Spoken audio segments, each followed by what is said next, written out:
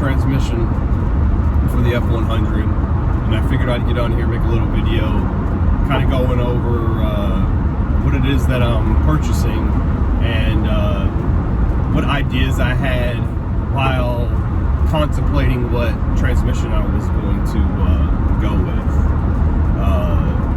You've got quite a few options on these small block Ford front as far as what transmission you're looking to go with.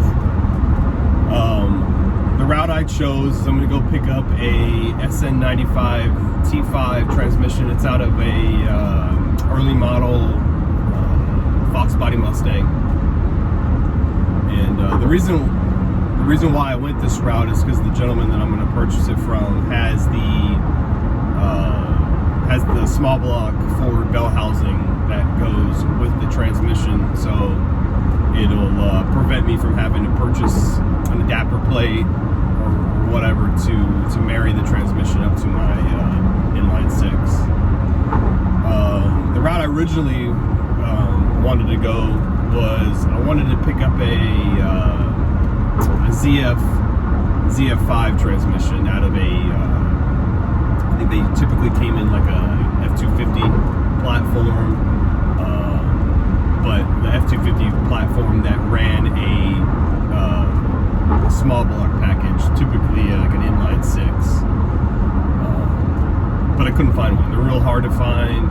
Had a couple guys that had some, but it would have been like double the distance to go pick it up, and for some reason everybody that's got a ZF5 in their truck, everyone that had them for sale, were selling them in the vehicle, which means I would have had to drive there, bring all my tools, and remove the transmission, and I just really wasn't wanting to do that.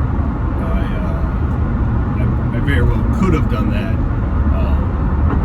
The capabilities are, to a point where I could have done that, but there's a lot of variables you run into.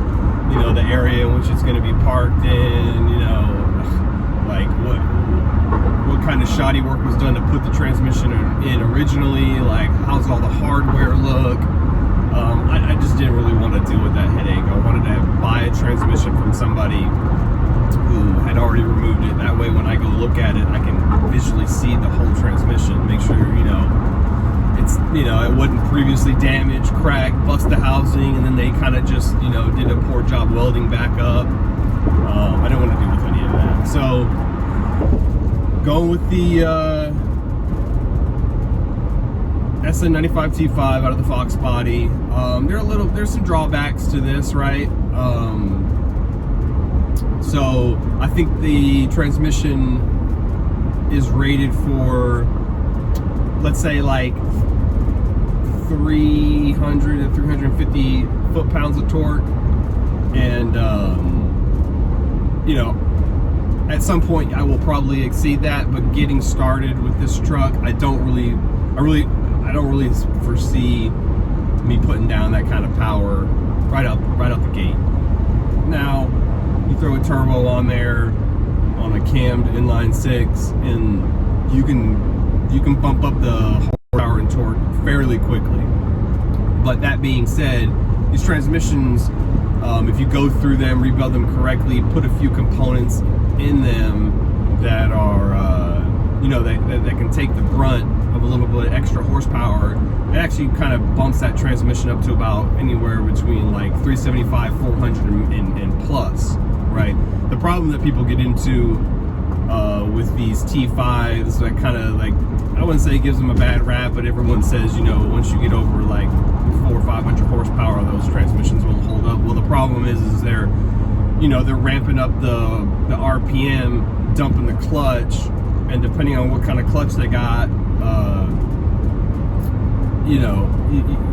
in tire package, it's gonna put a tremendous amount of stress on that transmission, and yeah, of course, it's not gonna hold up. But I don't plan on beating the hell out of this truck that much. Like, yeah, I'm gonna go have some fun. I'll do some burnouts. We'll do some. I'll be doing things that that I'll enjoy doing with it. And so, but I'm not taking it to the drag strip. I'm not, you know, hammering down on this thing. So that's kind of my thought process, right? I'm picking this thing up for about $600, transmission, bell housing, and I'll still have to go out and I think I'll probably have to buy an aftermarket flywheel, clutch basket, or clutch plate, and you know, throw up bearing, all the things or whatever. But it's a good starting point. It's going to get me pointed in the right direction. I have the 4-speed at the house, but that's just not going to cut it for highway driving, highway miles. So yeah, man. I'm about 15 minutes out. I'm gonna go pick this thing up, and then once I get back to the house and you know, get settled in or whatever, we'll go a little bit further in depth on this transmission, what I plan on doing with it or whatever. But I just wanted to get on here, like I said, and kind of go over what I'm going to be doing. So cool. All right, we'll see you in a bit. All right, I'm gonna make a quick video here because it's freezing in here and I'm on my way to work. But last video, driving to get the transmission that I'm gonna throw in the F100, and then I'm just gonna kind of talk about what I got going on here and which route I took and how I'm gonna kind of use parts and pieces from certain transmissions to make the transmission I want, right? Okay, so this is the 240 I'm gonna get rebuilt. It currently has a T4 attached to it that's going bye-bye. I've taken that off, and so is the bell housing. The bell housing is going with the transmission, right? Because what I went with is the SN95 T5 off of a early model Fox body Mustang, okay? The reason why I went with this is because it came with the bell housing, and I'm not gonna have to do any sort of adapters to marry this T5 to my 240, right? It's strong enough to hold the horsepower that I'm looking to go with until, you know, later on down the line, and maybe I put, you know, a Coyote or something crazy in there. But right now, I plan on making it a daily driver. I don't plan on hitting in the drag strip or going crazy with it, okay? But the problem with the T5, the SN95 T5, is that the tail shaft is a little too long. It would work. I could make it work inside that truck, but I don't want the stick shift, as you can tell on the back side of this transmission, how far the shifter is on the tailpiece of this transmission, right? So it would sit real far back. I'd have to make some sort of modifications to get, you know, either the actual shifter itself, the shifter rod, I'd have to change up, or maybe cut the flooring out, or change my seat arrangement up a little bit to get that to fit just the way it is, right? So what people have done, and this is what I'm gonna do, is I found a T5 out of a S10, right? And if you can notice, the tail shaft on this T5, the shifter is all the way forward, basically butting up and bolting to the actual transmission housing itself. So that's my plan. I think the only workaround on swapping these tail pieces over is the speedo, and there are options for that. I kind of read up on it or whatever, but I'm not super proficient on it, so I'm not going to go too in depth on it until I break this thing down and rebuild it. And then we'll go into a little bit more in depth. I will have had conversations and done my research or whatever, and I'll have a firm game plan on what it is I want to do. But yeah, I just wanted to make this quick little video. Mustang Fox body transmission is what's going in the truck, and then I'm using that that tailpiece to marry to this transmission. It's transmission palooza around here. I think I got the 3-speed in the truck, 4-speed on this motor, and then these two. But I should be able to, once I remove the tail section, I should still be able to like either park this out or sell it as, you know, as what it is and recoup some of my money. Kind of ballpark dollars of what I've spent so far, and that was another thing that kind of drove my choice, right? I'm still gonna have to buy a single stage clutch. I'm probably gonna have to buy a flywheel. And there's gonna be some more money that needs to be spent. I'm gonna rebuild it, so I would like to do a new input shaft. And I know there's a billet piece that goes on the front for more stability. I think there's quite a few little parts here and there that will beef this transmission up to take some more power. But if I went out and bought a TKX, or a Tremec Magnum or something like that, we're talking like almost $4,000 just on the transmission, not including all the other parts and pieces that I need to bolt it and make it all work and run. So we're not looking to break the bank here. We're not turning this thing into some track star. This is what I got to do to get this truck up and running, and then and then we're gonna build upon that, as this channel grows or whatever. But yeah, I just wanted to kind of make this little video, kind of point you in the direction in which I'm going, and then give you something to look forward to as we make more videos and start tearing down into these transmissions. This is something you can do at the house or in your shop or garage, just to do a little research, do some reading, maybe call up a few people.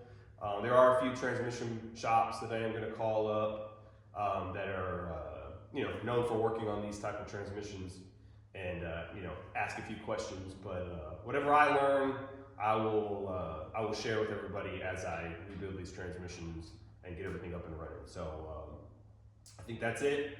It's freezing in here. I gotta head off to work. I just wanted to wrap this up. So thanks again for watching. We'll see you later. All right, I almost forgot. Well, I get carried away having a conversation and I forget what I'm talking about half the time. So what do I got money-wise? How much have I spent on these transmissions? Just kind of as we sit right now. I mean, as we know, things are gonna add up or whatever, but to get the transmissions that I needed to marry together and to put in the truck, what does that cost me so far? I want to speak about this because it's one of the things that kind of slows me down and stops me a lot of the times when I'm doing these builds or when I'm building anything. Is I'm always trying to think, am I getting the best deal? Am I wasting my money? Am I putting it towards the right things or whatever? And so I kind of wanted to just go over the dollar value or whatever that I've spent so far, and kind of give you all a ballpark on what it took for me to get these transmissions. And I'm not saying that that's what's going to cost you, but maybe it'll help you along with your process. It's definitely analysis or paralysis by analysis with me when it comes to these type of things or whatever, because I'm sure you're just like me. You don't want to spend any more money than you need to. So anyways, all right, let's get into it. So the SN95 T5 I spent $600 on. It came, and like I said, the reason why I wanted to do that is because he had the small block Ford bell housing to marry to that exact transmission, and so that's the reason why I went that route. That was $600. I think he had it listed for like $750, and I talked him down to $600. Right? Not the best, but definitely not the highest value in which I saw transmissions of that caliber priced at. Right? And this is all off of Facebook Marketplace. I mean, I think that's maybe besides Craigslist. I don't know if you guys are still using Craigslist. I haven't used Craigslist in a very, very long time. But anyway, so $600 on the T5, and then I got lucky and scored the S10 T5 for $175. And the reason why I kind of wanted to talk about this is because he had this.